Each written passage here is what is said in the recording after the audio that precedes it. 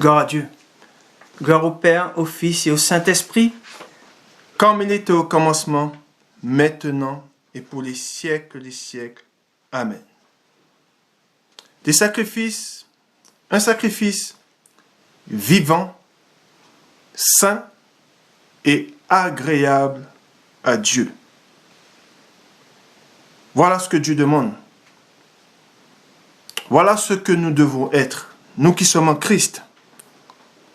Car il est saint. Soyons saints, de même qu'il est saint. Soyons fidèles, de même qu'il est fidèle. Ma part est de demeurer auprès de mon Dieu. Ma part est de mourir pour lui. Ma part, c'est de me livrer comme il s'est livré à mon Dieu. Il s'est livré pour que par lui, nous ayons la vie éternelle.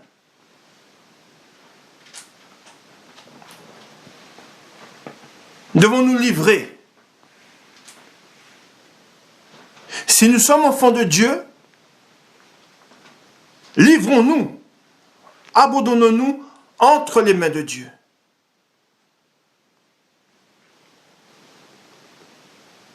Et que Dieu, le Dieu Tout-Puissant, au nom de son Fils, notre Seigneur Jésus-Christ, fasse de nous ses instruments. Amen.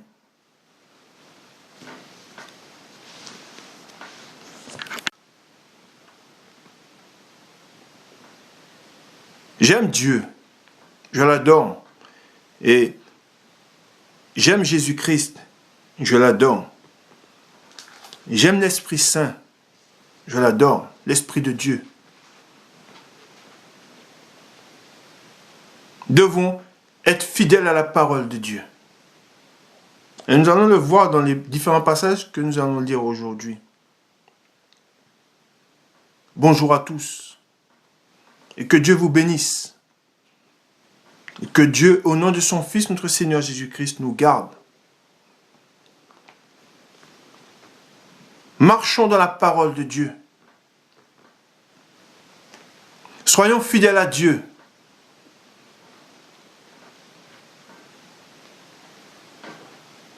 Car il est bon de servir Dieu et de mourir pour lui.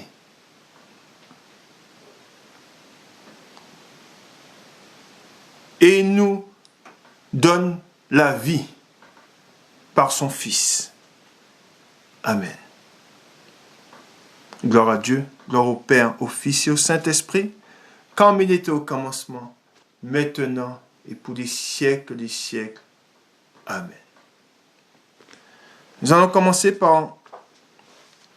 nous allons d'abord demander à Dieu de nous pardonner. Dieu Tout-Puissant, au nom de ton Fils, notre Seigneur Jésus-Christ, nous te prions et nous te demandons de nous pardonner au nom de ton Fils, notre Seigneur Jésus-Christ. Pardonnez-nous nos offenses, comme nous aussi nous pardonnons à ceux qui nous ont offensés. Délivre-nous du mal. Délivre-nous de tout mal, Père éternel. Amen. Nous allons faire la prière que notre Seigneur Jésus-Christ, notre Maître, nous enseignait. Et nous disons, notre Père qui es aux cieux, que ton nom soit sanctifié, que ton règne vienne, que ta volonté soit faite sur la terre comme au ciel. Donne-nous aujourd'hui notre pain quotidien. Pardonne-nous nos offenses, comme nous aussi nous pardonnons à ceux qui nous ont offensés. Et ne nous induis pas en tentation, mais délivre-nous du malin. Car c'est à toi qu'appartiennent dans tous les siècles le règne, la puissance et la gloire. Amen. Nous allons faire la lecture du psaume 92. Psaume cantique pour le jour du sabbat. Il est beau de louer l'Éternel et de célébrer ton nom, ô Très-Haut. D'annoncer le matin ta bonté et ta fidélité pendant les nuits, sur l'instrument à 10 cordes et sur le luth, au son de la harpe. Tu me réjouis par tes œuvres, ô Éternel, et je chante avec allégresse l'ouvrage de tes mains. Que tes œuvres sont grandes, ô Éternel, que tes pensées sont profondes. L'homme stupide n'y connaît rien, et l'insensé n'y prend point garde. Si les méchants croissent comme l'herbe, si tous ceux qui font le mal fleurissent, c'est pour être détruits à jamais. Mais toi, tu es le Très-Haut à perpétuité, ô Éternel. Car voici tes ennemis, ô Éternel. Car voici tes ennemis périssent. Tous ceux qui font le mal sont dispersés, et tu me donnes la force du buffle. Je suis arrosé avec une huile fraîche. Mon œil se plaît à contempler mes ennemis, et mon oreille à entendre mes méchants adversaires. Les justes croissent comme le palmier, ils s'élèvent comme le cèdre du Liban, plantés dans la maison de l'Éternel. Ils prospèrent dans les parvis de notre Dieu. Ils portent encore des fruits dans la vieillesse. Ils sont pleins de sève et verdoyants, pour faire connaître que l'Éternel est juste. Il est mon rocher, et il n'y a point en lui d'iniquité. Amen. Le titre de la parole du jour, c'est l'épreuve de votre foi en Jésus-Christ. Je répète, l'épreuve de votre foi en Jésus-Christ. Si nous voulons suivre Jésus-Christ, devons nous charger de notre croix et prendre notre fardeau et le suivre. Amen. Devons prendre notre croix et nos fardeaux et le suivre. Beaucoup veulent suivre Jésus-Christ sans prendre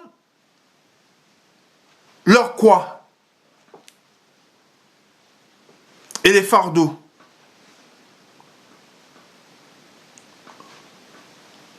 On ne peut pas suivre Jésus-Christ sans se charger de sa croix.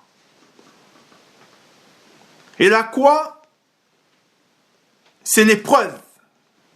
Amen. La croix, c'est la souffrance. Amen. Et beaucoup pensent qu'ils auront accès au royaume des cieux sans avoir de tribulation, sans passer par les épreuves. Or, si nous allons à la parole de Dieu, et nous allons le voir, tous ceux qui ont suivi Jésus-Christ, qui étaient en alliance avec Dieu, ont eu des épreuves. Tous, sans exception. L'épreuve et les épreuves font partie de la vie du chrétien, de l'homme de foi. Et beaucoup veulent mettre la croix de côté, mettre les souffrances de côté.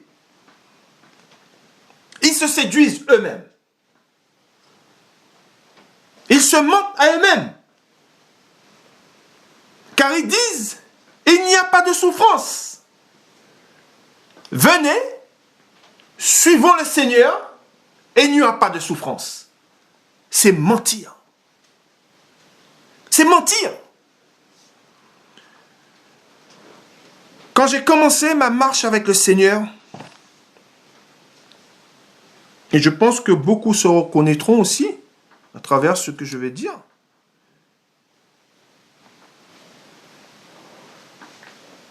j'ai été attaqué violemment par le diable. J'ai été attaqué par les démons.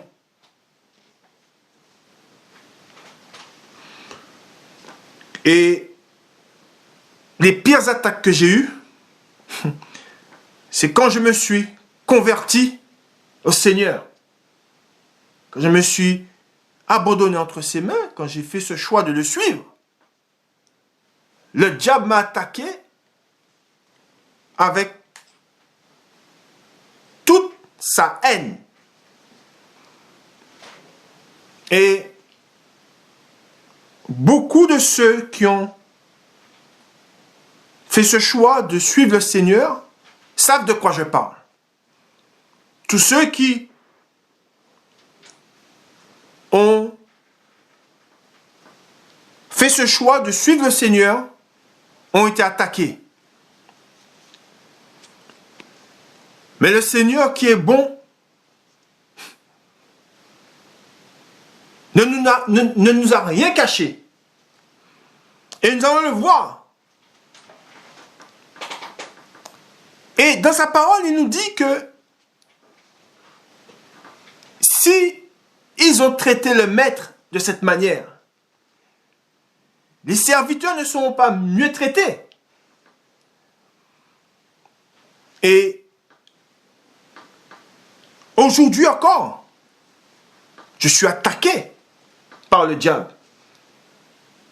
Nous sommes attaqués, l'Église est attaquée. Et nous aurons du repos, nous aurons le repos que quand le Seigneur viendra nous chercher.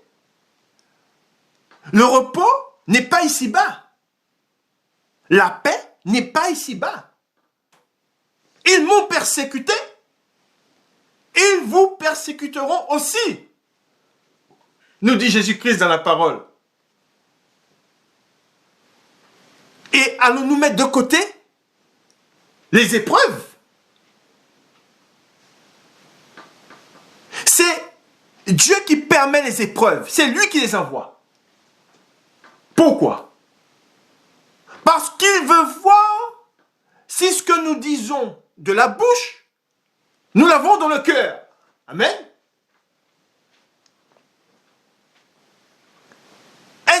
Elles sont là pour ça, les épreuves. Pour éprouver notre foi.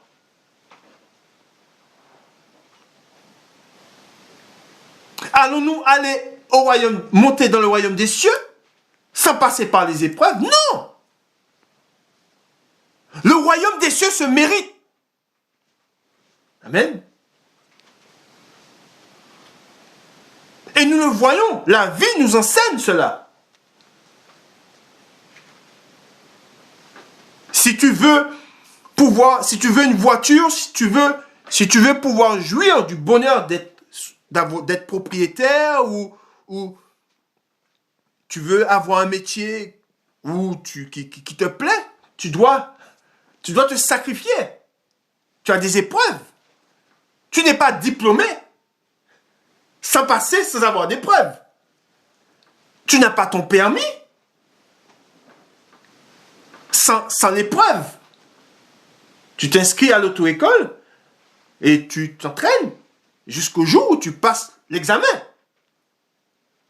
La vie nous enseigne que nous devons, pour devons passer des épreuves.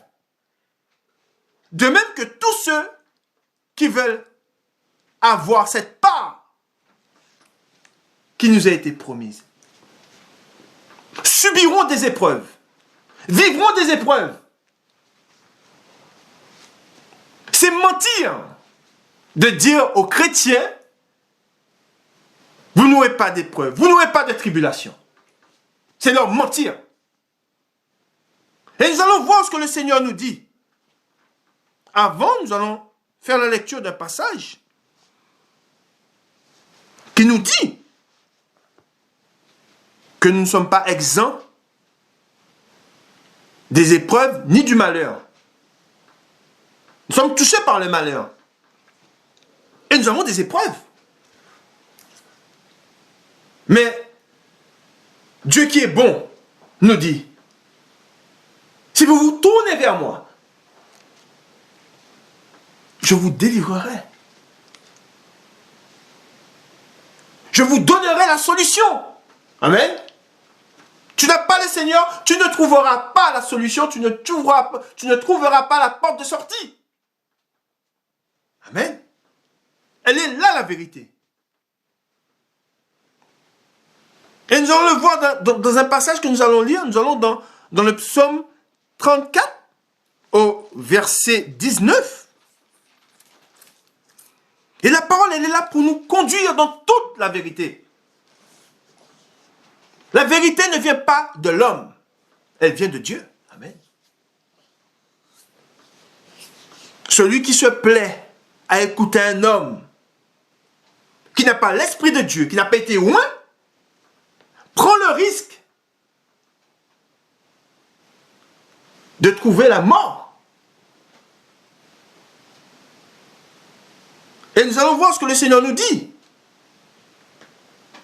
Nous lisons le psaume 34, le verset 19. L'Éternel est près de ceux qui ont le cœur brisé. Et il sauve ceux qui ont l'esprit dans l'abattement. Le malheur atteint souvent le juste. Amen. C'est marqué. Le malheur atteint souvent le juste. Mais l'Éternel l'en délivre toujours. Amen. Pourquoi? Parce que l'Éternel est son sauveur. Jésus-Christ est son sauveur. Amen. Et il est dit, il garde tous ses os. Aucun d'eux n'est brisé. Le malheur tue le méchant. Et les ennemis du juste sont châtiés. L'Éternel délivre l'âme de ses serviteurs. Amen. Et tous ceux qui l'ont pour refuge échappent au châtiment. Elle est là la vérité. Amen.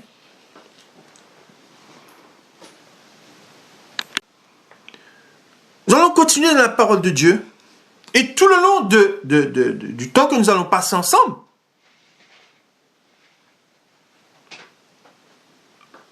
nous allons lire et nous allons voir de nos yeux que les épreuves et la souffrance font partie de la vie du chrétien. Amen. Nous allons aller et nous allons lire un premier passage. Mais moi, ce que je veux dire, c'est que beaucoup lisent la parole de Dieu, et c'est très grave. Ce qui est grave, c'est pas qu'ils lisent la parole de Dieu. Je m'explique. Ce qui est grave, c'est qu'ils tordent le sens de la parole. Il est là le danger. L'homme ne doit pas interpréter la parole de Dieu comme ça l'arrange. Il doit la lire et s'y plier. Il doit se soumettre à la parole et il doit la garder dans son cœur. Amen. Et il doit la lire chaque jour. Pourquoi? Parce que l'homme oublie vite. Et c'est pour ça que nous devons demander à Dieu, ô Dieu Tout-Puissant, au nom de ton Fils, notre Seigneur Jésus-Christ, que ta parole soit gravée dans mon cœur, afin que je la médite jour et nuit. Amen. Afin que je sois gardé par ta parole. Qui dit ta parole, dit Jésus-Christ. Amen. Elle est là la vérité. Nous devons garder la parole de Dieu et ne pas l'oublier. Nous devons prier Dieu au nom de son Fils, notre Seigneur Jésus-Christ, afin qu'il la grave dans notre cœur. Amen. Nous allons dans 1 Pierre.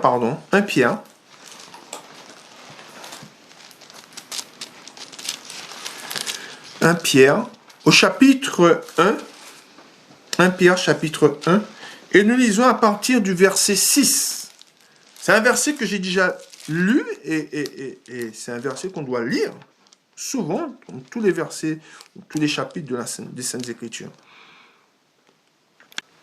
1 Pierre chapitre 1, le verset 6. C'est là ce qui fait votre joie.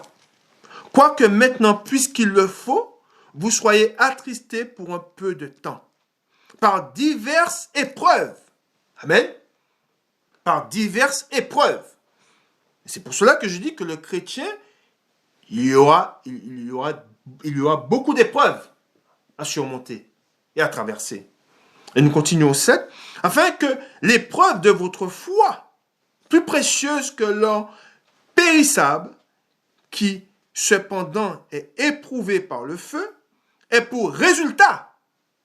C'est quoi le résultat? Je fais une parenthèse. C'est quoi le résultat de cette foi qui est mise à l'épreuve? La louange, la gloire et l'honneur lorsque Jésus-Christ apparaîtra. Amen. Vous l'aimez sans l'avoir vu, vous croyez en lui sans le voir. Encore, vous réjouissant d'une joie merveilleuse et glorieuse, parce que vous obtiendrez le salut de vos âmes. pour prix de votre foi. Amen. Et c'est ça. Nous savons que les épreuves ne sont pas là pour nous tuer, mais elles sont là pour faire grandir notre foi, pour la fortifier. Amen. Et beaucoup qui n'ont pas assimilé cela, tous ceux qui ne se seront pas préparés à vivre des épreuves et des tribulations, quand elles viendront, ils perdront la foi.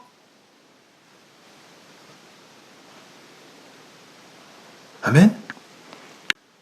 Et nous allons aller de la parole de Dieu et nous allons voir une parole que beaucoup ont oubliée. C'est Jésus-Christ qui l'a dit. Mais nous devons nous poser la question. Pourquoi nous a-t-il dit cette parole? Il nous l'a laissée. Elle est marquée dans le livre de Dieu, dans les Saintes Écritures. Et nous allons voir cette parole.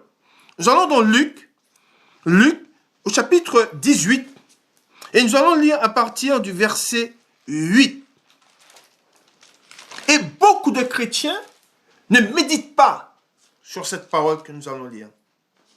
Et cette parole, que dit cette parole qui est la parole de Dieu? Elle nous dit, je vous le dis au chapitre 18, au verset 8. Je vous le dis, il leur fera promptement justice. Et ensuite, il est dit, mais quand le Fils de l'homme viendra, trouvera-t-il la foi sur la terre? Pourquoi il nous dit cela?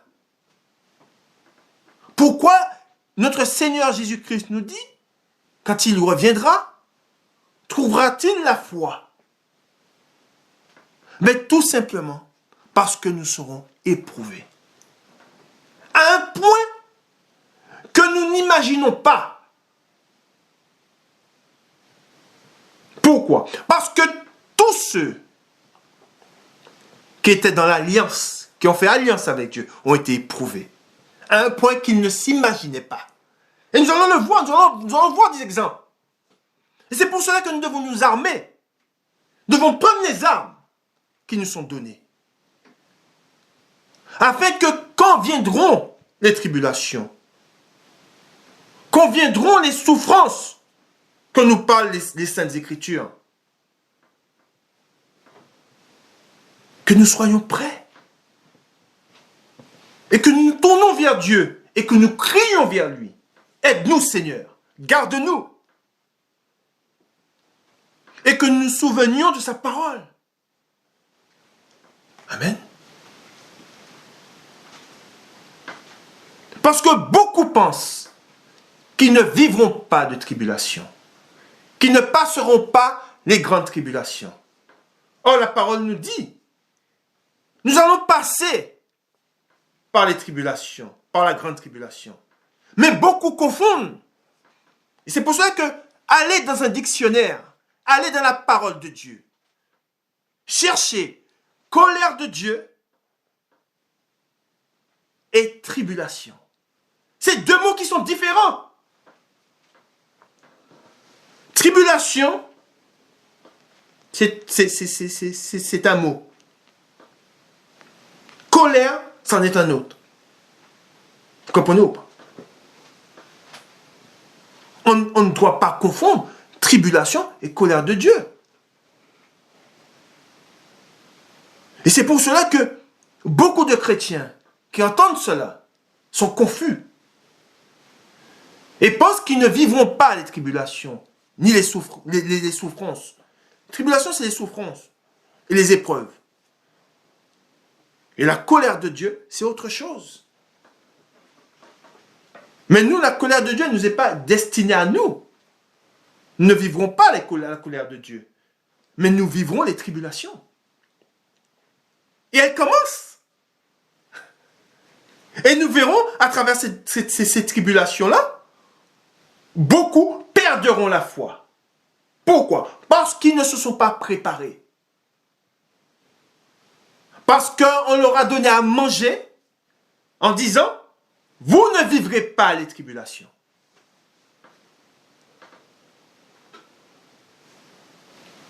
Et moi qui suis un serviteur fidèle, moi qui je lis la parole de Dieu, et je ne tords pas le sens, je vois qu'il est question de tribulation et de colère de Dieu. Je ne mélange pas les deux.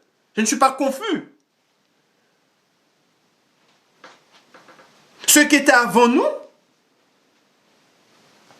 ont vécu les tribulations, ont été éprouvés.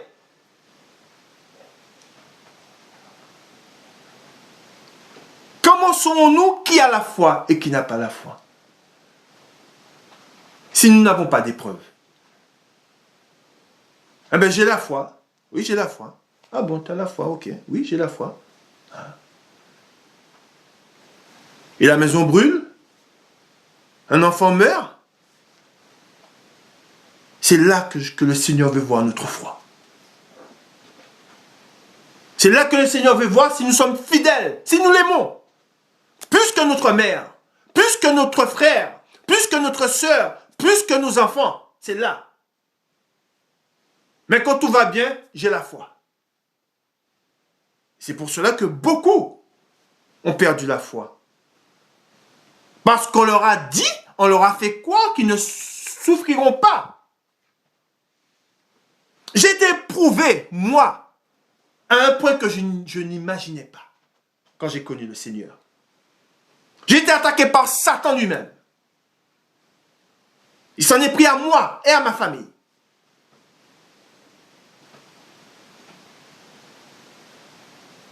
Et à aucun moment je ne me suis détourné de Dieu. Oui, j'ai pleuré. Je me suis mis à genoux et j'ai crié vers lui. J'ai ouvert mon cœur. Je lui ai dit, regarde Seigneur, je n'ai rien à cacher. Vois comment je suis. Je ne suis qu'un homme. Mais pour pouvoir pardonner, j'ai besoin de toi.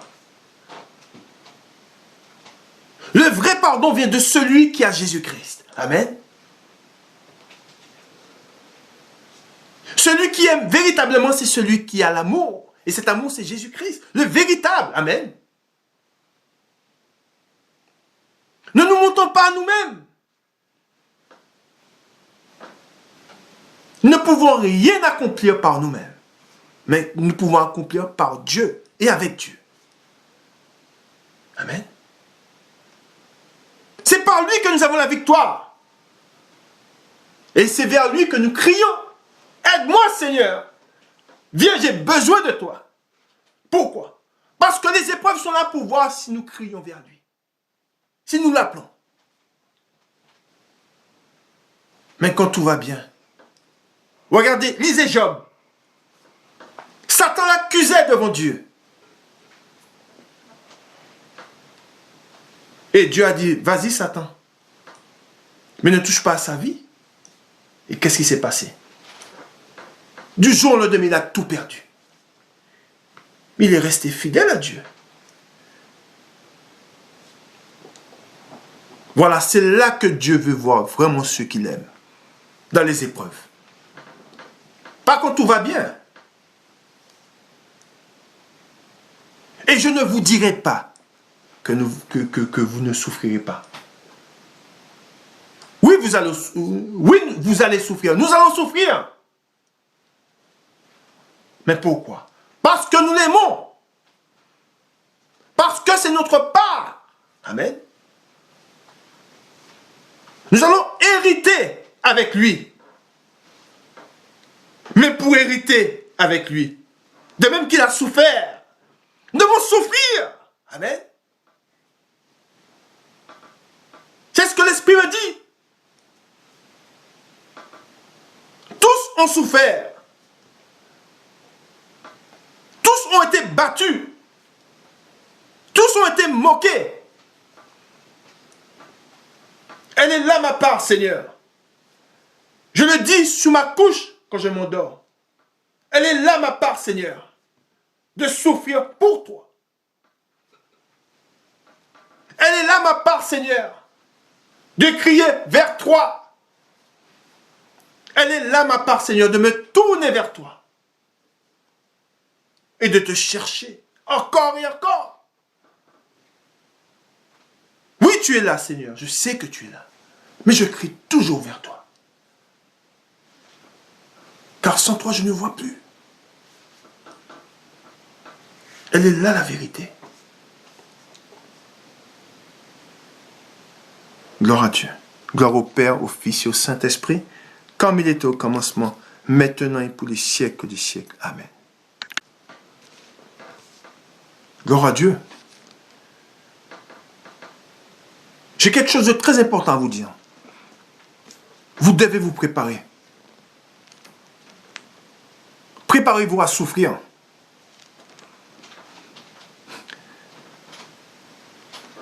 Mais nous ne sommes pas seuls. Nous ne serons pas seuls dans nos souffrances. Nous ne serons pas seuls dans nos épreuves. Il est avec nous. Il est avec vous. Priez-le. Rentrez dans votre chambre. Fermez la porte. Si vous avez des angoisses, mettez tout entre ses mains. Il nous donne la force. Il ne vous abandonnera pas. Amen.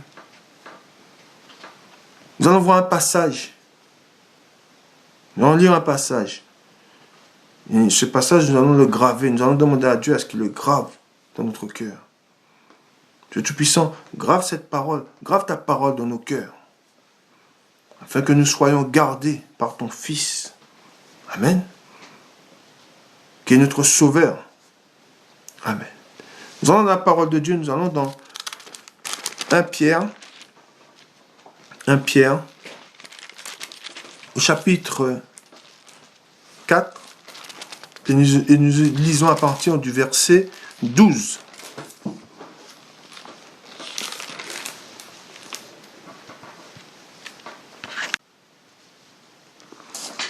« 1 Pierre, chapitre 4, verset 12. Mais bien-aimés, ne trouvez pas étrange d'être dans la fournaise de l'épreuve. » Amen.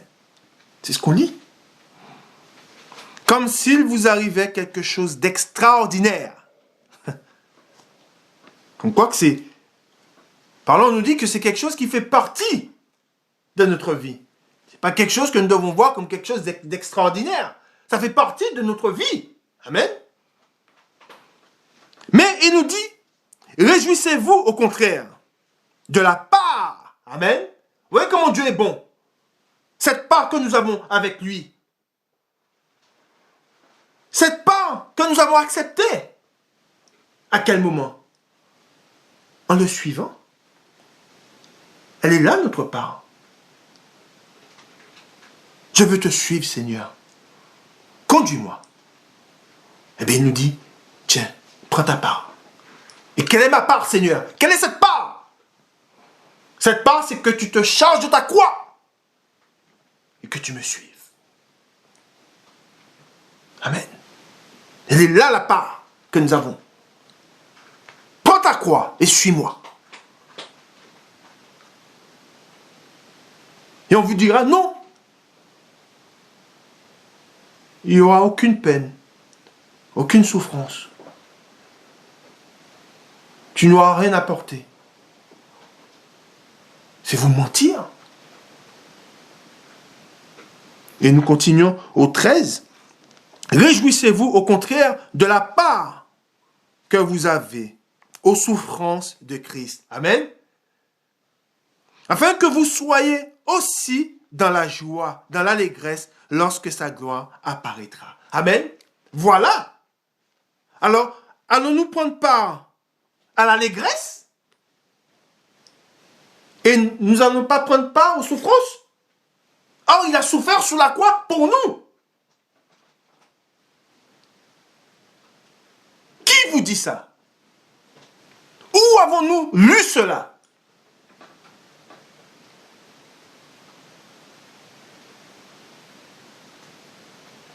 C'est nous mentir. Car la parole Jean nous dit, Jésus-Christ nous dit le contraire. L'Esprit de Dieu nous dit le contraire. Amen. Nous relisons au 13. Réjouissez-vous au contraire de la part que vous avez aux souffrances de Christ. C'est bien marqué. Et nous continuons. Afin que vous soyez aussi dans la joie et dans l'allégresse lorsque sa gloire apparaîtra. Si vous êtes outragés pour le nom de Christ, vous êtes heureux. Parce que l'Esprit de gloire, l'Esprit de Dieu repose sur vous. Que personne d'entre vous, en effet, ne souffre comme meurtrier ou voleur ou malfaiteur, ou pour s'être ingéré dans les affaires d'autrui. Mais si quelqu'un souffre comme chrétien, amen, qu'il n'en ait point honte, et que plutôt il glorifie Dieu à cause de son nom. Amen. Que faisaient, je fais une parenthèse, que faisaient les disciples quand ils étaient battus? Ils chantaient la gloire de Dieu. Amen. Si le diable me persécute, s'il vous persécute, c'est que vous êtes sur la bonne voie. Amen. C'est que vous ne lui appartenez pas. Car ceux qui ne sont pas persécutés, ceux qui n'ont pas d'épreuves, lui appartiennent. Amen. Et quand je suis attaqué, là je sais que je suis avec le Seigneur. Quand je suis persécuté, là je sais que je suis avec mon Seigneur. Car il a été persécuté. Amen. Et nous continuons au 17. Car c'est le moment où le jugement va commencer par la maison de Dieu. Amen. Vous voyez ou pas? Le jugement va commencer dans la maison de Dieu. Et nous verrons qui aime le Seigneur, qui marche avec lui. Les cœurs s'ouvriront. Amen. Nous verrons les cœurs de chacun. Personne ne pourra se cacher. Personne ne pourra fuir. Quand on voudra se saisir de vous, quand on voudra se saisir de vos biens, de ceux que vous aimez, nous verrons qui croit en Dieu et qui ne croit pas en lui. Qui dit aimer le Seigneur?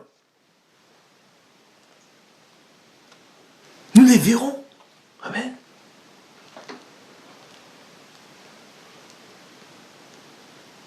Or, nous continuons. Or, si c'est par nous qu'il commence, quelle sera la fin de ceux qui n'obéissent pas à l'évangile de Dieu? Amen. Il y a moins de ou deux. C'est par nous que commence le jugement. Pourquoi? Parce que de ceux qui se disent chrétiens, en eux, ils ont la corruption. Ils sont corrompus.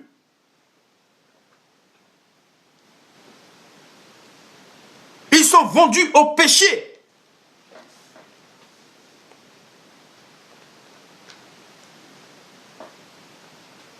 Nous devons combattre le péché.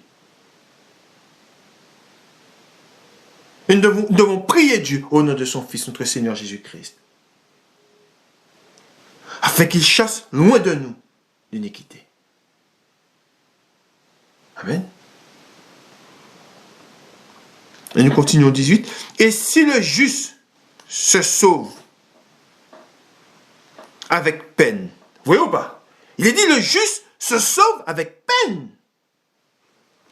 Que deviendront l'impie et le pécheur? Amen. Vous voyez ou pas? Il est dit que le juste se sauve avec peine. Et je le vois. Et je le ressens dans ma chair et au fond de moi. Et je dis, mais Seigneur, je te prie chaque jour, je marche avec toi. Et je vois que c'est dur, Seigneur. Comment font les autres? Comment font ceux qui ne t'ont pas? Comment pourront-ils s'en sortir? Comment seront-ils délivrés du filet de l'oiseleur? Comment, Seigneur? Car je te prie, mais le diable m'assaillit. Je te prie, mais il m'outrage. Il met ma tête dans la boue. Il me ramène en arrière. Il me fait voir ma souillure d'autrefois. Aide-moi, Seigneur, aide-moi. Ne m'abandonne pas. Elle est là, la vérité.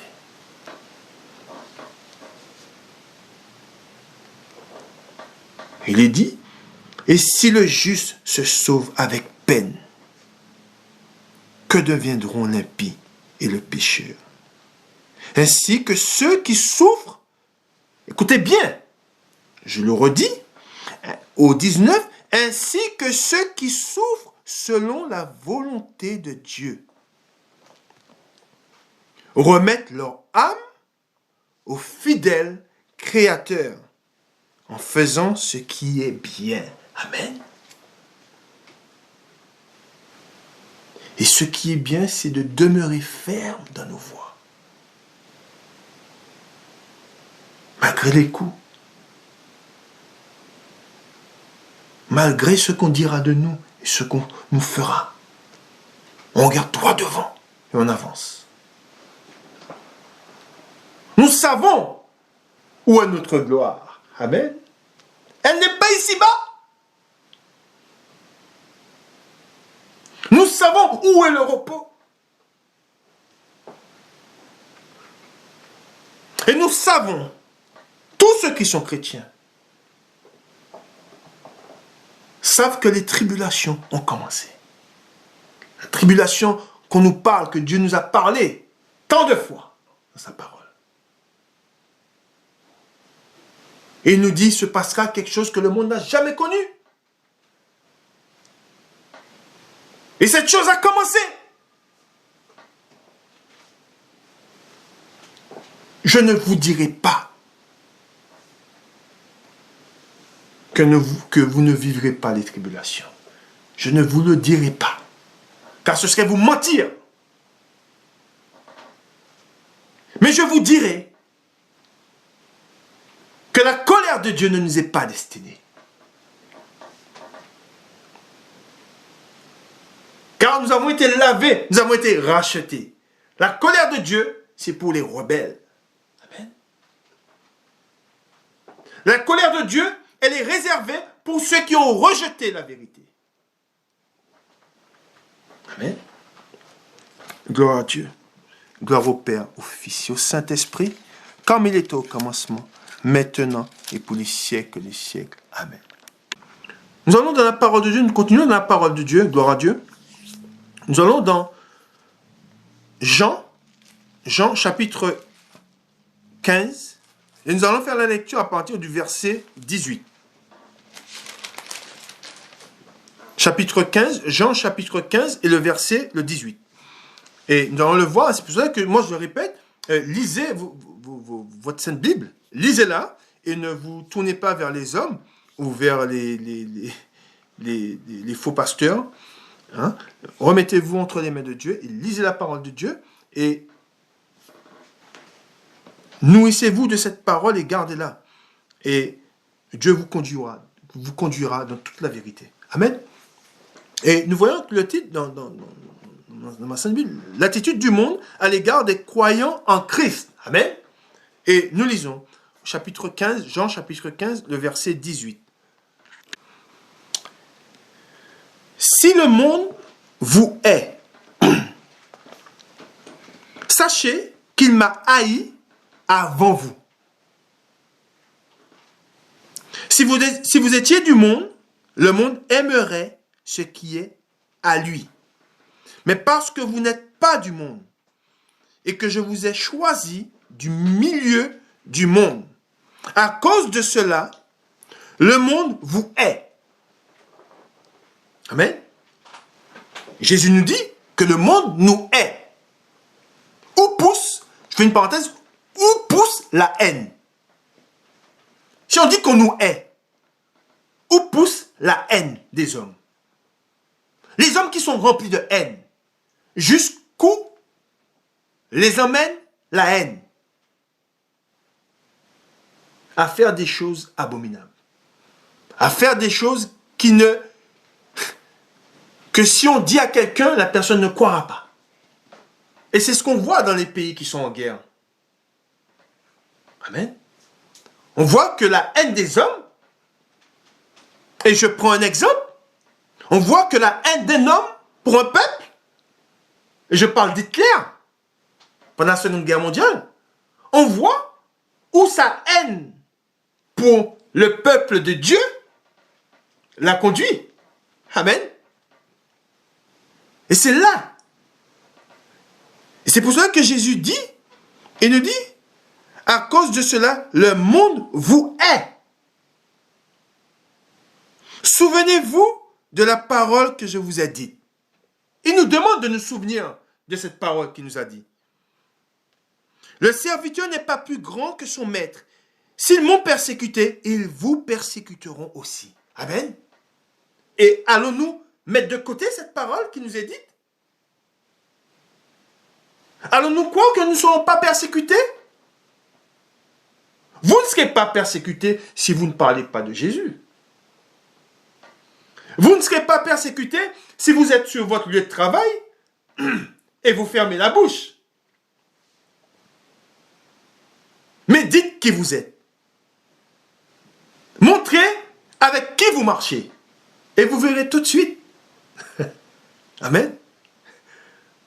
Vous saurez qui vous entoure en disant un nom. Jésus-Christ. Un nom. Vous saurez qui sont vos amis et qui ne le sont pas. Dites un nom. Jésus-Christ. Amen. Elle est là la vérité. Nous continuons.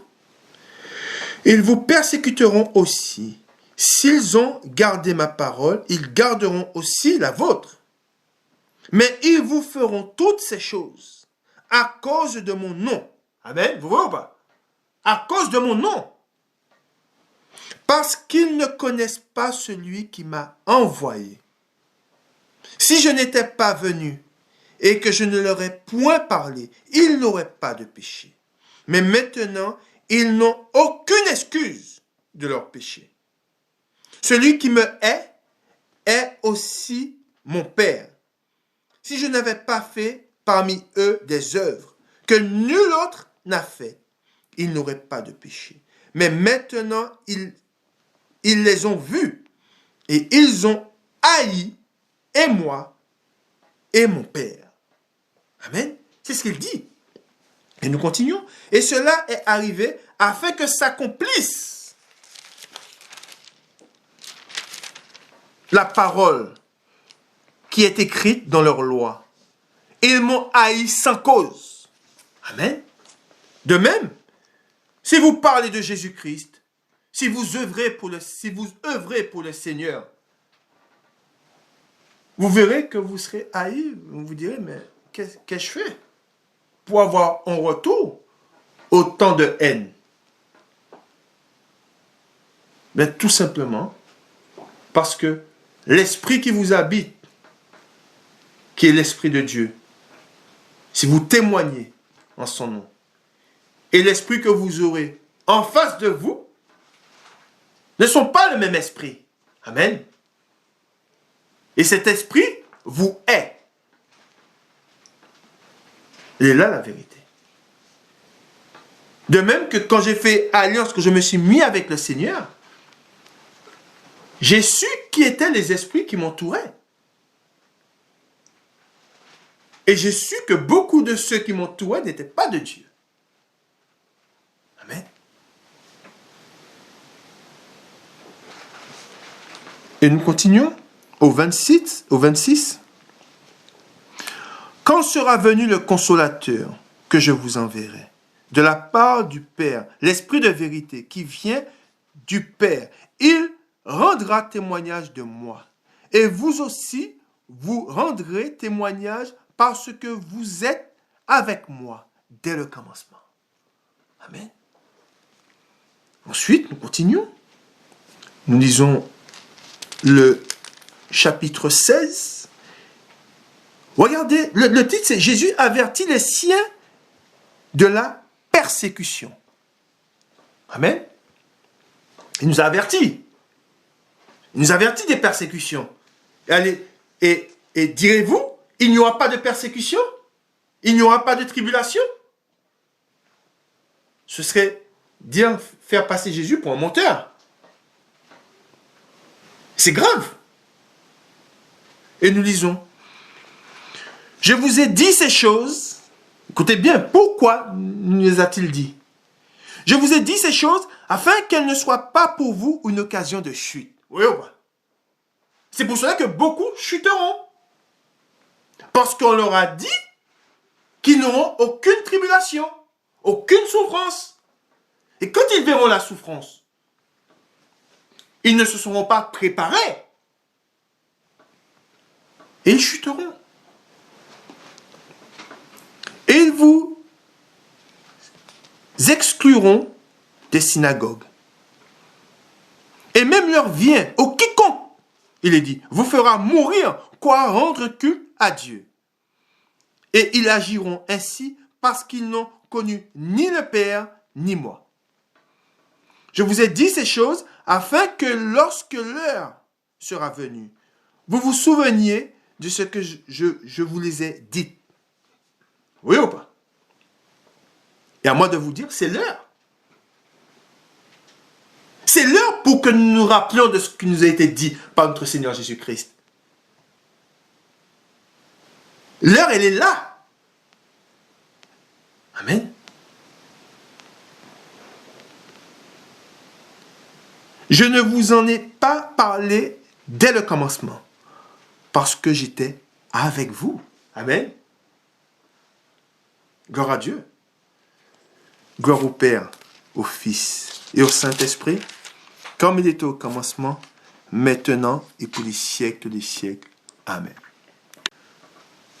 Nous allons dans Jacques, chapitre 1, et nous allons faire la lecture à partir du verset 2. Jacques, chapitre 1, et nous allons faire la lecture à partir du verset 2.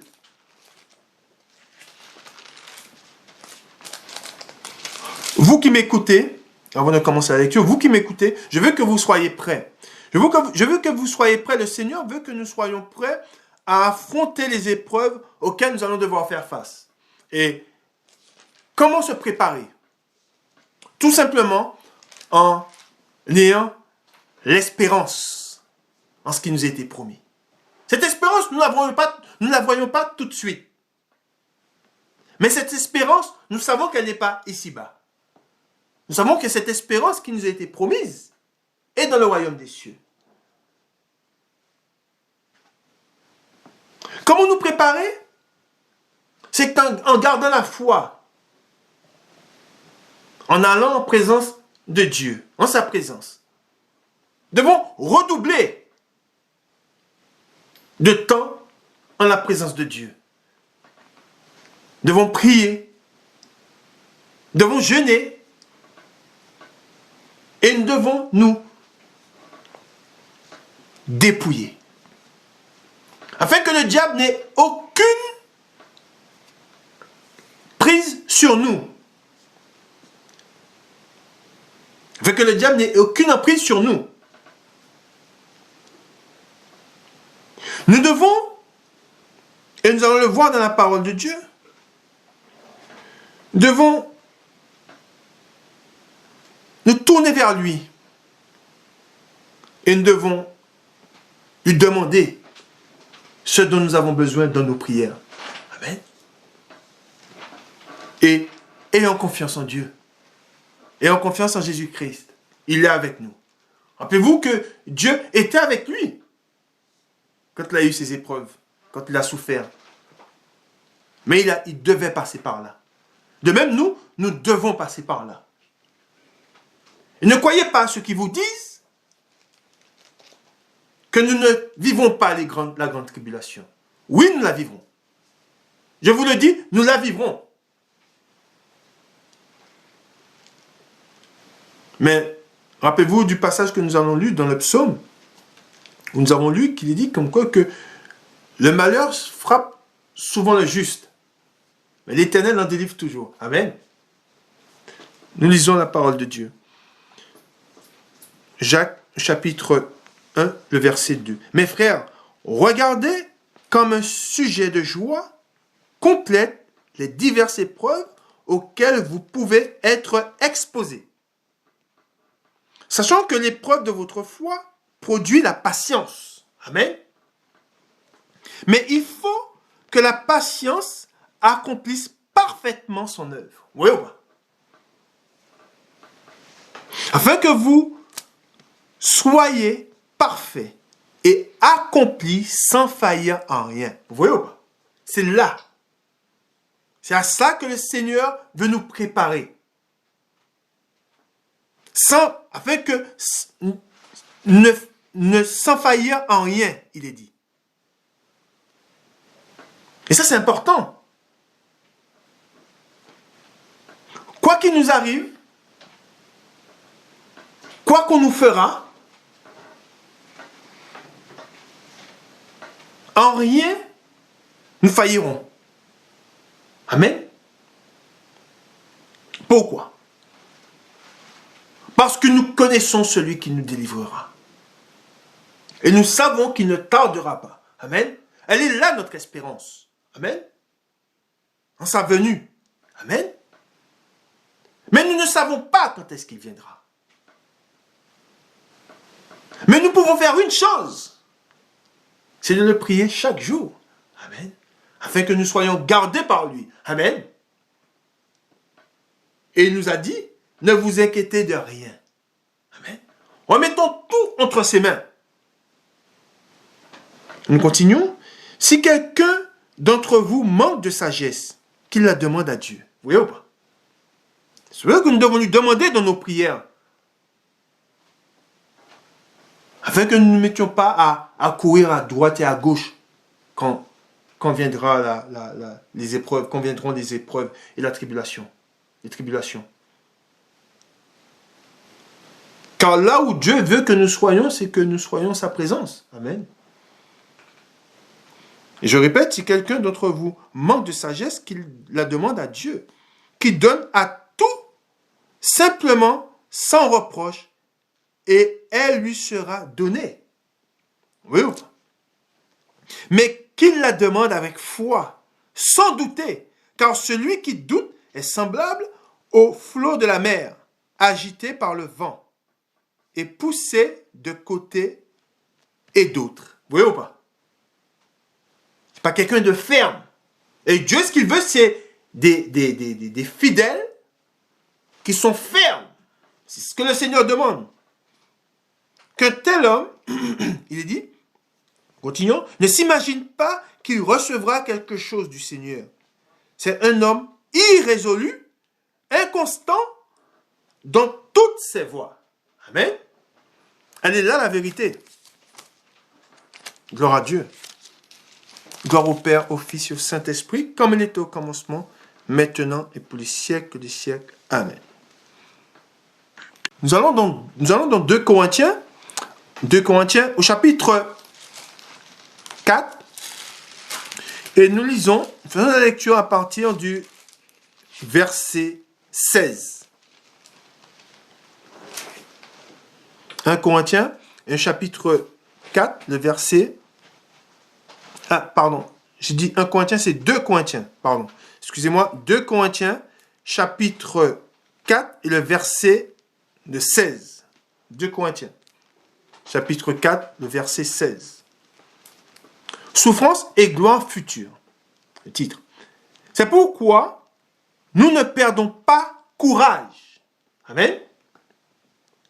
Et même si notre homme extérieur se détruit, notre homme intérieur se renouvelle de jour en jour. car nos légères afflictions du moment présent produisent pour nous, au-delà de toute mesure, un poids éternel de gloire. Parce que nous regardons non point aux choses visibles, mais à celles qui sont invisibles. Car les choses visibles sont passagères et les invisibles sont éternelles. Amen. Gloire à Dieu. Réjouissons-nous de cette parole qui nous est dite. Amen. Et gardons la foi et persévérons dans la prière. Amen. Quand nous lisons la parole de Dieu, nous voyons que, comme je vous ai dit, tous sont passés par les épreuves. Et celui que nous imitons a connu les épreuves, l'épreuve. Il a connu l'épreuve et les épreuves. Et quand je dis l'épreuve, c'est l'épreuve qu'il a connue avant de commencer son ministère. Et de même qu'il a été poussé dans le désert par l'Esprit de Dieu, par l'Esprit Saint, de même nous aussi, c'est la volonté de Dieu. C'est sa volonté que nous passions à travers les épreuves. C'est sa volonté que nous soyons poussés dans le désert. Amen. Et nous allons connaître ce désert-là. Nous sommes dedans, mais nous allons voir la réalité du désert. Amen. Et nous allons lire ce passage. Et nous allons voir ce qui nous est dit. Nous allons dans Luc, au chapitre 4. Luc, chapitre 4. Amen. Luc, chapitre 4. Tentation de Jésus. Jésus, rempli du Saint-Esprit, revint du Jourdain. Et il fut conduit par l'Esprit dans le désert. Amen. Où il fut tenté par le diable. Pendant 40 jours. Et moi de vous dire, nous serons conduits dans un désert. Et ce désert, beaucoup pensent qu'ils échapperont à ce désert. Mais nous ne pourrons pas échapper à ce désert qui s'en vient. Et nous serons mis à l'épreuve. Et de même que Jésus l'a dit, fut tenté par le diable. Amen. Mais nous aussi, nous serons tentés par le diable. Et le diable, il va essayer de nous tenter. Il va nous tenter, du moins. Pourquoi? Pour nous faire tomber de ce qui nous a été promis. Et c'est pour cela que le Seigneur nous dit, quand il reviendra, trouvera-t-il la foi? Et on verra ceux qui accepteront cette marche dans le désert et ceux qui chercheront à arranger la parole de manière à ce que ça aille dans leur sens. Oui ou pas? Parce que beaucoup chercheront à arranger la parole de Dieu pour que ça leur plaise. Parce qu'ils veulent éviter ce désert-là. Mais ils le traverseront. Et s'ils refusent de le traverser, ils resteront ici-bas. Ils ne monteront pas dans la gloire de Dieu. Ils ne verront pas la face de Dieu. Parce que c'est par beaucoup de tribulations que nous avons accès au royaume des cieux. Amen.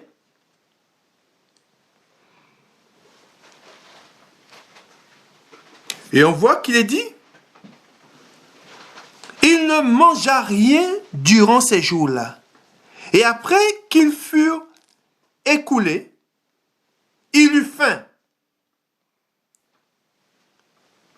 Vous voyez ou pas? C'est-à-dire que Jésus, il a achevé, il a accompli. Mais il est dit, il ne mangea rien durant ces jours-là. Après qu'ils furent écoulés, vous voyez ou pas? Les jours furent écoulés. Et comme quoi il a pu surmonter les jours. Mais il est dit, le diable lui dit, si tu es fils de Dieu, ordonne à ces pierres qu'elles deviennent du pain. Et le diable est en train d'œuvrer à l'heure où je vous parle. Parce que beaucoup, pour ne pas souffrir, se laisseront séduire. Amen. Oh. Beaucoup se laisseront séduire parce qu'ils auront peur de souffrir. Ils auront peur de perdre ce pourquoi ils se sont battus tant d'années. Ils auront peur de perdre les choses dans lesquelles ils se sont investis. Amen. Mais Dieu nous dit dans sa parole que nous ne faisons que passer, que nous devons voir les choses qui sont invisibles, pas celles qui sont visibles. Amen. Gloire à Dieu. Ce passage, vous le connaissez. Nous n'allons pas faire la lecture, mais vous pouvez la lire et vous rendre compte que le diable ne s'est pas gêné pour tenter Jésus. Et ça nous rappelle à ce que nous avons lu dans la parole de Dieu. Où il dit que nous qui sommes avec le Seigneur, nous voyons comment c'est difficile. Alors imaginons ceux qui n'ont pas le Seigneur. Nous voyons avec comment cette entrée dans le royaume des cieux se fait avec beaucoup de difficultés, beaucoup de peine. Et beaucoup n'ont pas pris conscience de ça. Et pensent que ça sera facile. Non. Celui qui vous dit que ce sera facile vous ment. Et vous serez surpris. Amen. Gloire à Dieu. Nous allons avoir l'exemple d'un homme qui fut mis à l'épreuve. Amen. Et nous allons lire ensemble cette parole. Et nous allons voir que il suffit de lire la parole de Dieu pour s'en rendre compte que nous serons mis à l'épreuve. Amen. Nous allons dans Genèse. Genèse au chapitre 22. Genèse chapitre 22. Réjouissons-nous de ce moment, de toutes les fois où nous passons la présence de Dieu. Réjouissons-nous de sa parole. Réjouissons-nous et soyons dans la joie du fait que nous avons été choisis. Amen. Par le Seigneur. Gloire à Dieu. Nous sommes dans Genèse au chapitre 22 et nous voyons sacrifice d'Isaac. Amen.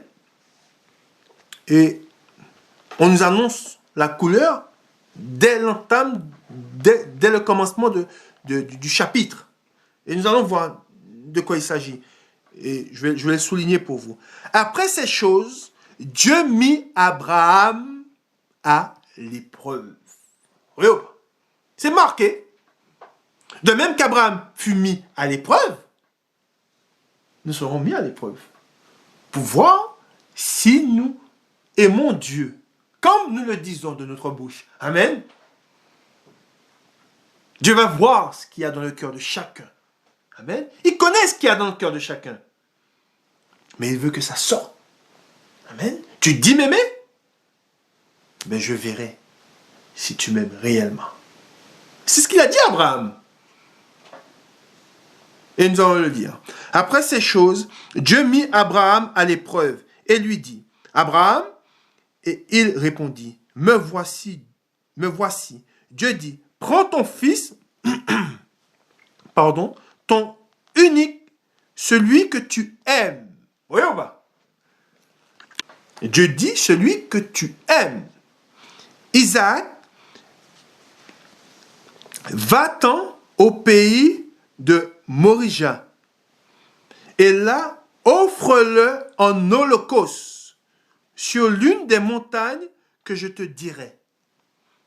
Abraham se leva de bon matin, sella son âne et prit avec lui 2 serviteurs et son fils Isaac.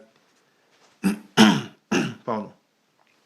Il fendit du bois pour l'holocauste et partit pour aller au lieu que Dieu lui avait dit. Le 3e jour, Abraham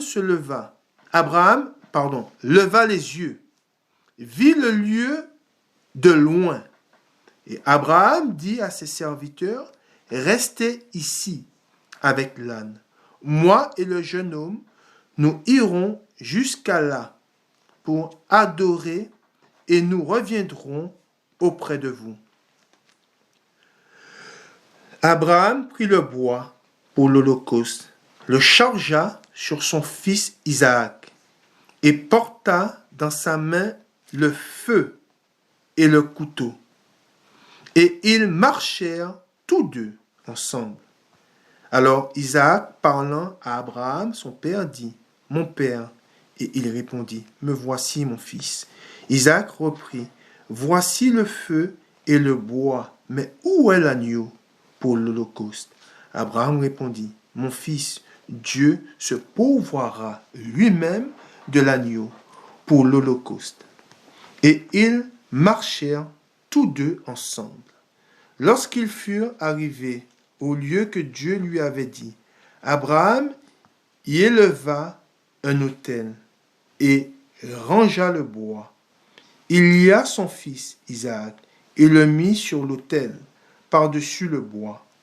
Puis Abraham étendit la main et prit le couteau pour égorger son fils.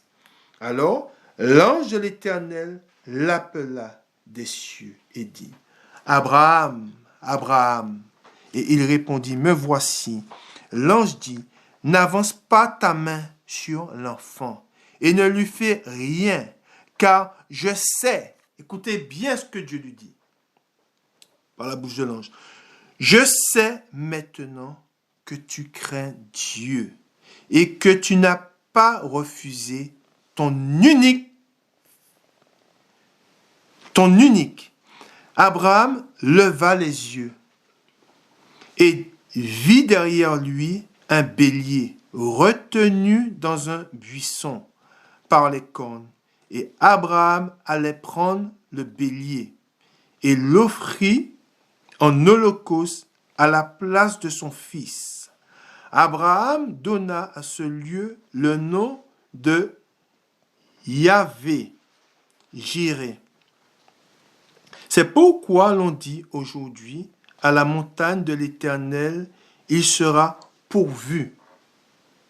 L'ange de l'Éternel appela une seconde fois Abraham des cieux et dit, « Je le jure par moi-même, parole de l'Éternel, parce que tu as fait cela et que tu n'as pas refusé ton fils, ton unique, je te bénirai et je multiplierai ta postérité comme les étoiles du ciel et comme le sable qui est sur le bord de la mer. Et ta postérité possédera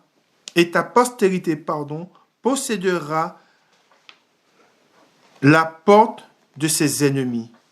Toutes les nations de la terre seront bénies en ta postérité, parce que tu as obéi, écoutez bien, je répète, parce que tu as obéi à ma voix.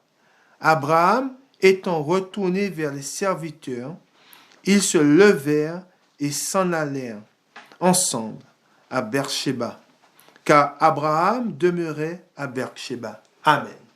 Gloire à Dieu. Gloire au Père, au Fils et au Saint-Esprit, comme il était au commencement, maintenant et pour les siècles des siècles. Amen. Dans ce passage que nous venons de lire, nous voyons qu'Abraham fut mis à l'épreuve. Et c'est ce que Dieu fait avec nous. Nous devons nous attendre à passer des épreuves.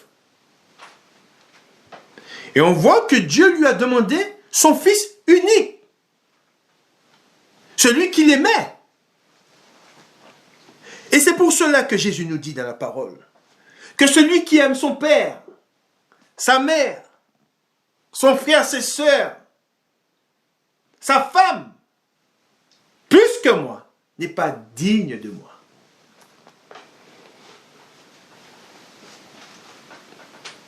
Même nous-mêmes,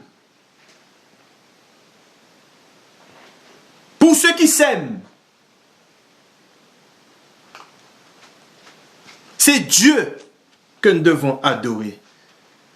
C'est Dieu que nous devons aimer de toutes nos forces, de toute notre pensée et de tout notre cœur. Amen. Et rappelez-vous, le diable verra vos faiblesses. Il connaît vos faiblesses. Il va appuyer dessus. Il va appuyer où ça fait mal. Oh. C'est ce qu'il m'a fait quand il m'a attaqué. Quand j'ai été attaqué, il s'en est pris à moi. Il n'a pas hésité. Et j'ai compris, à travers cette épreuve que j'ai vécue, j'ai compris que le Seigneur me disait qu'il ne fallait pas lui donner accès. Amen. Nous savons qui nous aimons. Nous savons qui a la première place dans notre cœur. Et nous savons que c'est par lui que nous avons toutes choses. Amen. Gloire à Dieu. Gloire au Père, au Fils et au Saint-Esprit, comme il était au commencement, maintenant et pour des siècles des siècles. Amen. Nous allons dans Exode, toujours dans Exode, au chapitre 15, et nous lisons à partir du verset 22. Exode, chapitre 15, et le verset 22. Nous lisons. Les eaux de Mara. Moïse fit, écoutez bien, Moïse fit partir Israël de la mer Rouge. Et ils prirent la direction du désert de Shur. Et après 3 journées de marche dans le désert, ils ne trouvèrent point d'eau. Ils arrivèrent à Mara. Mara qui veut dire amertume. Mais ils ne purent pas boire l'eau de Mara, parce qu'elle était amère. C'est pourquoi ce lieu fut appelé Mara. Le peuple murmura contre Moïse, en disant, « Que boirons-nous » Moïse cria à l'Éternel, et l'Éternel lui indiqua un bois, qu'il jeta dans l'eau. Et l'eau devint douce. Écoutez bien ce qu'il est dit ensuite. Et, parenthèse, nous voyons que Dieu qui est fidèle a abreuvé le peuple, alors que l'eau, elle était amère. Et c'est pour cela que nous devons faire confiance, avoir confiance en Dieu, et ne pas murmurer contre Dieu. Car beaucoup, dans leur marche, dans leur traversée du désert, vont murmurer contre l'Éternel, en disant, où est Dieu? Où est sa promesse? Et c'est pour cela qu'il nous dit, Jésus nous dit que quand il reviendra, trouvera-t-il la foi? Parce qu'on leur a fait quoi? Qu'ils ne souffriront pas. Et nous continuons. Et il nous est dit, ce fut là que l'Éternel donna au peuple des lois et des ordonnances, et ce fut là qu'il le mit à l'épreuve. Amen. Oui ou pas? Ce fut là qu'il le mit à l'épreuve.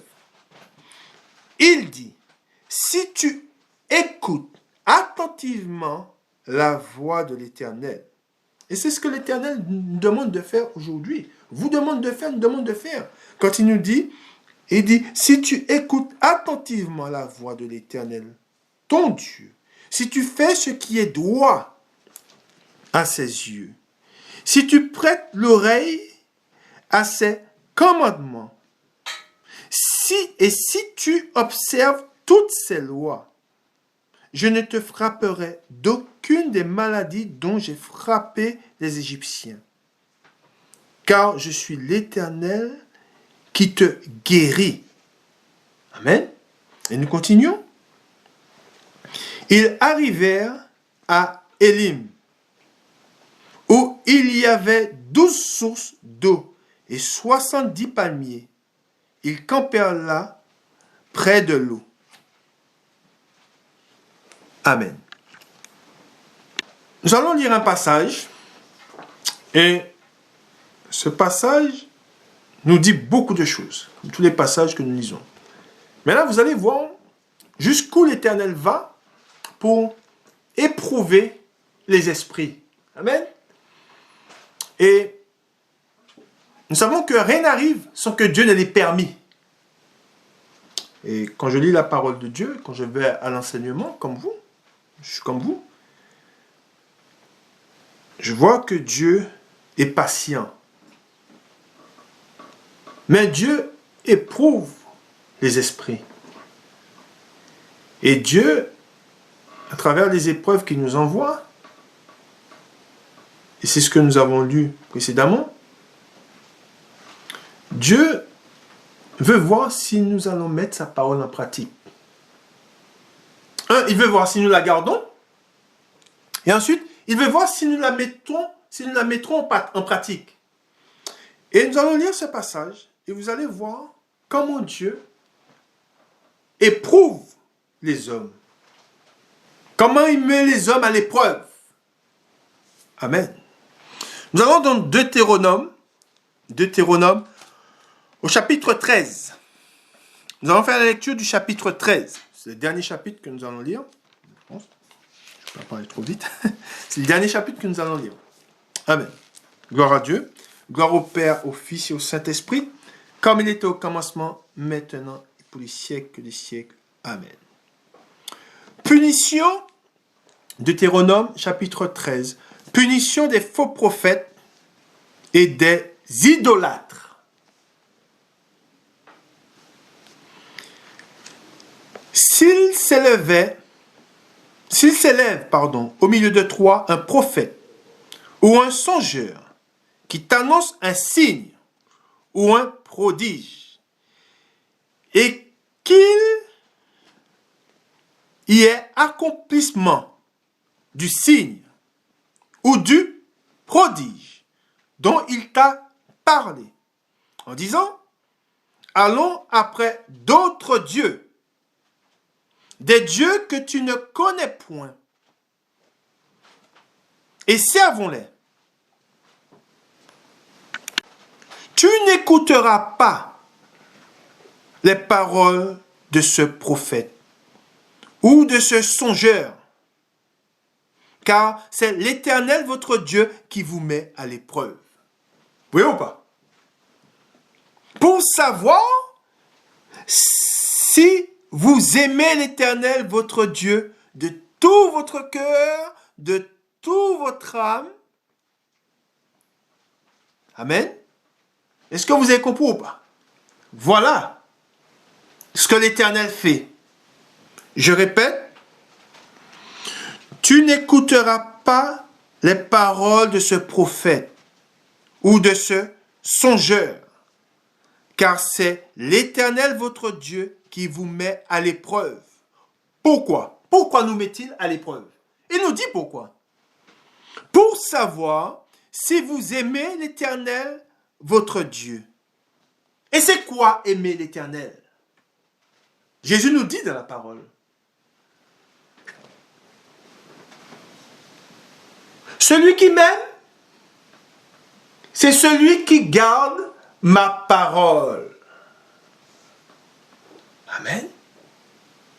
Celui qui m'aime, Celui qui aime Jésus véritablement, c'est celui qui garde sa parole et qui la met en pratique.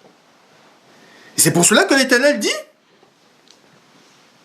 c'est l'Éternel votre Dieu qui vous met à l'épreuve pour savoir si vous aimez l'Éternel votre Dieu de tout votre cœur et de toute votre âme. Vous irez après l'Éternel votre Dieu et vous le craindrez. Vous observerez ses commandements, vous obéirez à sa voix. Vous le servirez et vous vous attacherez à lui. Amen. Qui dit s'attacher à lui? C'est s'attacher à sa parole. Amen. Et demeurer ferme dans sa parole, dans cette parole qui nous est donnée. Ce prophète, je continue au 5, ou ce songeur sera puni de mort, car il a parlé de révolte contre l'Éternel, votre Dieu, qui vous a fait sortir du pays d'Égypte et vous a délivré de la maison de servitude. Je fais une parenthèse, je sais qui m'a délivré. Je connais celui qui m'a délivré. Et son nom, c'est Jésus-Christ. Amen. Alors, me livrerai-je à un autre Dieu? Autre que celui qui m'a délivré? Non. Je reste fidèle à sa parole. Et nous continuons.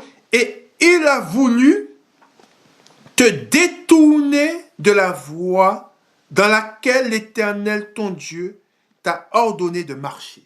Oui ou pas? Tu ôteras ainsi le mal du milieu de toi. Et écoutez bien ce que l'Éternel nous dit. Et là, ça nous ramène à celui qui dit, à Jésus, pardon, qui dit, si tu aimes celui qui aime son père, sa mère, son frère, sa soeur, puisque moi n'est pas digne de moi. Et là, qu'est-ce qu'il nous est dit? Si ton frère, fils de ta mère, ou ton fils ou ta fille, ou la femme qui repose sur ton sein, ou ton ami que tu aimes, comme toi-même, t'incite secrètement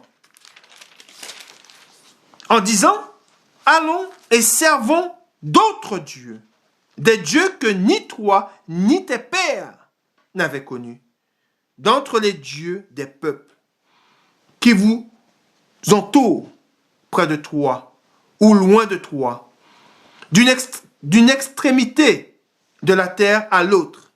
Tu n'y consentiras pas. Et tu ne l'écouteras pas. Amen. Oui ou pas? Tu ne jetteras pas sur lui un regard de pitié. Comme quoi, il faut faire preuve de fermeté. Peu importe qui nous avons en face de nous. Si nous savons que c'est cette personne ou ce parent nous écarte des voies que Dieu nous a tracées, nous allons voir ce que l'Éternel nous dit. Tu ne l'épargneras pas. Et tu ne le couvriras pas. Mais tu le feras mourir. Ta main se lèvera la première sur lui pour le mettre à mort. Et ce que Dieu dit, si ton bras est pour toi une occasion de chute, que nous est-il dit? Coupe-la et jette-la loin de toi. Voilà ce que le chrétien doit faire. Ta famille, ta femme, tes enfants, tu as connu le Seigneur. Ils te disent, fais un choix. Je n'aime pas le Dieu que tu sers. Tu me parles tout le temps de Jésus, tu chantes des louanges, tu pries à haute voix. Fais un choix. C'est soit moi, soit lui. La question ne se pose pas. Dieu vous met à l'épreuve. Amen. Pour savoir si vous l'aimez avec sincérité. Pour savoir si réellement c'est lui qui a la première place dans votre cœur. Amen. Voilà ce que Dieu nous demande. Mais tu le feras mourir au 9, mais tu le feras mourir, ta main se lèvera la première sur lui pour le mettre à mort.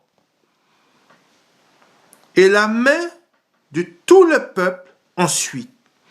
Tu le lapideras et il mourra parce qu'il a cherché à te détourner de l'Éternel, ton Dieu, qui t'a fait sortir du pays d'Égypte, de la maison de servitude.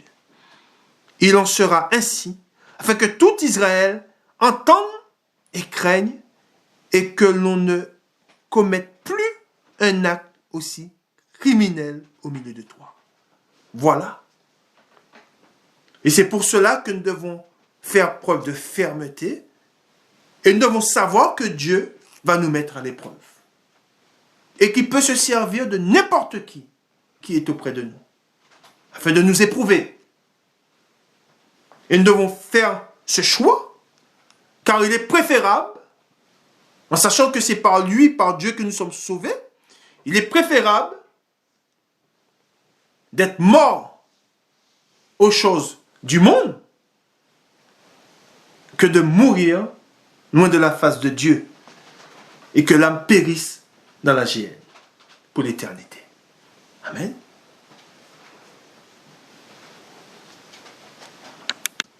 Et je fais une parenthèse, quand Dieu nous dit que nous devons mettre à mort cette personne,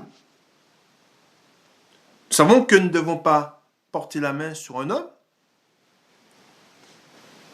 Ce que Dieu nous dit, et c'est ce qu'il nous a dit, si nous savons qu'une chose est pour nous une occasion de chute, nous devons couper ce membre et le jeter loin de nous. Qu'il est préférable qu'un seul membre périsse, que tout le corps périsse. Et ce que la parole nous dit, et c'est ce que je vous dis, c'est il ne vous est pas demandé de tuer un membre de votre famille, mais simplement de vous séparer, de vous éloigner de ce membre. Si ce membre ne comprend pas votre amour pour Dieu, eh ben, vous ne devez pas haïr ce membre, mais vous serez amené à prendre vos distances et à suivre le Seigneur, tout simplement. Amen. Et nous allons continuer, nous allons lire le verset 12. Si tu entends dire au sujet de l'une des villes que t'as données pour demeure l'Éternel, ton Dieu, des gens pervers sont sortis du milieu de toi et ont séduit les habitants de leur ville en disant « Allons et servons d'autres dieux, des dieux que tu ne connais point. Tu feras des recherches. » Oui ou pas? Dieu dit, tu feras des recherches, tu examineras, tu interrogeras avec soin.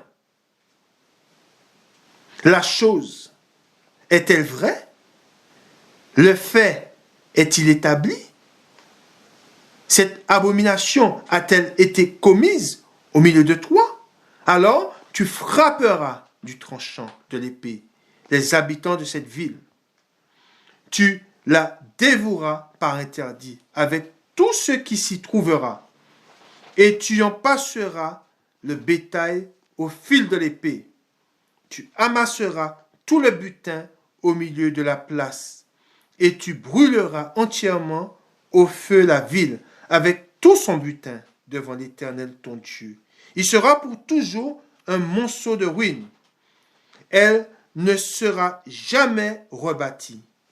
Rien de ce qui sera dévoué par interdit ne s'attachera à ta main, afin que l'Éternel revienne de l'ardeur de sa colère, qu'il te fasse miséricorde et grâce, et qu'il te multiplie comme il l'a juré à tes pères.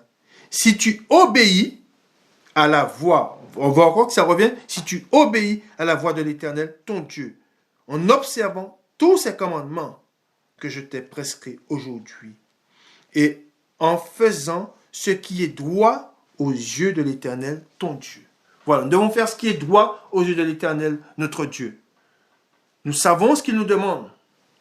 Nous ne devons pas, aux dépens d'un proche, d'un parent ou d'un ami, de quelqu'un, nous ne devons pas rejeter loin de nous les commandements de Dieu. Amen. Gloire à Dieu. Gloire au Père, au Fils et au Saint-Esprit, comme il était au commencement, maintenant et pour les siècles des siècles. Amen. Que Dieu vous bénisse et que Dieu vous garde. Et nous allons nous quitter sur cette parole que je vais vous lire dans 2 Pierre. 2 Pierre, au chapitre 2 et le verset le 9. 2 Pierre, chapitre 2 et le verset le 9. Le Seigneur s'est donc délivré de l'épreuve les hommes pieux. Amen. Je répète, le Seigneur s'est donc délivré de l'épreuve les hommes pieux et réservé les injustes pour être punis au jour du jugement. Surtout ceux qui courent après la chair dans un désir d'impureté et qui méprisent l'autorité. Amen. Gloire à Dieu. Gloire au Père, au Fils et au Saint-Esprit, comme il était au commencement, maintenant et pour les siècles des siècles. Amen. Que Dieu vous bénisse et que Dieu vous garde. Que l'Esprit de Dieu, l'Esprit Saint de notre Dieu Tout-Puissant, au nom de son Fils, notre Seigneur Jésus-Christ, vous conduise. Et l'Esprit vous conduira dans toute la vérité. Cherchez Dieu, cherchez la présence de Dieu et marchez et cherchez la vérité. Nous savons où est la vérité. La vérité est dans la parole de Dieu. Elle n'est pas ailleurs. La vérité est dans le livre saint de Dieu, la Sainte Bible. Dieu n'est pas divisé. Dieu n'a qu'un livre, les Saintes Écritures. La Sainte Bible, la parole de Dieu. Amen. Gloire à Dieu. Gloire au Père, au Fils et au Saint-Esprit, comme il était au commencement, maintenant et pour les siècles des siècles. Amen.